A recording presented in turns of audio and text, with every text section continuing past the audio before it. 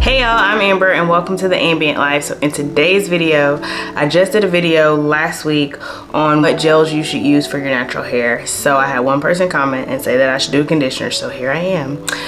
What conditioners you should use for your natural hair. Now this one's a little bit different because with gels, we're kind of talking about hold, we're talking about consistency, whether they're gonna weigh your hair down. With conditioners, I'm gonna put them in categories based on their weight. So it's gonna be like lightweight, midweight, heavyweight, but then I'm going to talk about some of the characteristics of them. So whether they're good for slip, whether they're good for detangling, whether they're good for definition, whether they get good for moisture, all of those good things. And so I'll be giving a variety of different types of conditioner. So if you're interested in hearing about those, then just stay tuned. All right, so we're going to start with our lightweight leave-in conditioners. The first and only one that I actually have here with me is the Donna's Recipe Extra Creamy Leave-In Conditioner. So this is lightweight. It does come in like this squeezy packaging and bottle. It does look a little thicker than all of the other ones that are in the lightweight category, but it is really lightweight once you put it on your hair. And this one is really good for moisture. So if you need a lightweight moisturizing conditioner, it's the thickest consistency in this lightweight category, but once it goes on your hair, it is very lightweight. And this is more for your moisture. If you need a really good, lightweight, good smelling, moisturizing conditioner, then the Donna's Recipe Extra Creamy Leave-In Conditioner is good for that. Okay, so all of the other lightweight conditioners I actually don't have with me, but they're still good, so I still want to mention them. And the first one has been in all of my favorites videos every year since like 3 years ago, and that's the Kinky Curly Not Today. This is a very lightweight, truly lightweight leave-in conditioner. It is great for slip and detangling. So if you have problems like with your hair knotting, or you can't really get it to detangle and you need a product to kind of put in to give you a good amount of slip and to be able to detangle through it, the Kinky Curly Not Today is great for that. It's also great for going up under gels or other stylers. It works well with other products, so I use this one for those reasons. All right, the next one that is very similar in my opinion to the Not Today is the Pattern Leave-In Conditioner.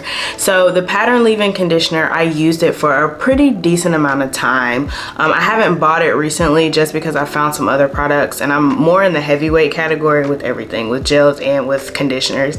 But it's another one of those lightweight conditioners that's gonna be a little bit more moisturizing than like the Kinky Curly Not Today, but it's good for detangling because it does still have the same amount of slip. So if you're looking for some moisture, but you also need a little help detangling, then I think the Pattern Leave-In Conditioner is really lightweight and it's good for that. Okay, and the last but not least is the MELANIN Multi-Use Softening Leave-In Conditioner. And it does have the word softening in there, and that's a great attribute of it. It is a softening leave-in conditioner. So if your curls are like dry and brittle, then it does a really good job of kind of softening up your curls, and it's good for slip as well. It is lightweight. It does kind of, a lot of these in the lightweight category have a slip attribute to them, but yeah, it's really good. Now I don't use this one anymore, and I will link my video above where I talk about using the MELANIN. I just couldn't get jiggy with the smell. It smells very spearmint tea, like very peppermint toothpastey. It has some really good products, or it has some really good ingredients in it, but it just didn't work for me. But if you like that smell, that fresh minty smell, and you're looking for something that's gonna soften your hair a little bit and give you some slip, then the MELANIN leave-in conditioner is great for that. All right, y'all, so that is all of the lightweight leave-in conditioners and their attributes. Next, I'm gonna go into the midweight. So midweight is kind of like, they're not extremely light like the ones I just talked about, but they're not heavy like the ones I'm going to finish off this video with. They're kind of in the middle. So they may be more of a creamy consistency, but they're not gonna be like a heavy creamy consistency. So the first one is the CURLDAZE Ultra Moisture Cream. I do have a video on this. This is an extremely moisturizing leave-in conditioner. Like, if your hair is dry and it's like you can't get past it, you don't know why your hair is so dry, and you need something to kind of help revive it and moisturize it and hydrate it, this is the product for you. It is extremely moisturizing and it does a really good job of softening your curls as well. So if you're looking for moisture and softening, but you need more of a heavier product for your curls than my lightweights, this is a good one for that. Now, I will say that this one does, because it's so softening, it does soften up any styler, in my opinion, that you put on top of it.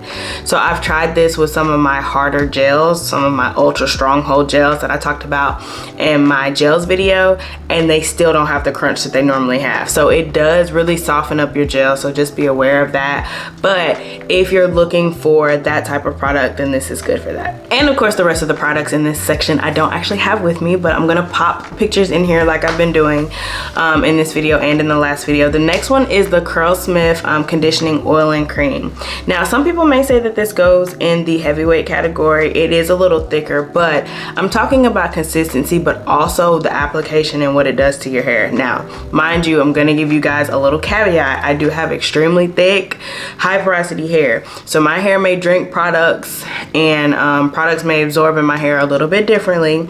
So this is all based on that. But the oil and cream, to me, is kind of a midway. I have some that are a lot thicker and a lot heavier than that one. That is another really good moisturizing and sealing type leave-in conditioner, and that's why I was using it, because it did have a really good, I don't have to use it with any oil. For you guys that do like the oil first method that I've been doing, I don't have to use any oil with that one. It is very, very softening and moisturizing as well. Now, it is a little bit on the pricey side, which is why I don't use it as much. I had it, but it's not one of those recurring purchases. But if you have the money and you're willing to splurge on something that has really good ingredients and is really gonna soften and moisturize your curls, then I think the CURLSMITH oil and cream would be great for you.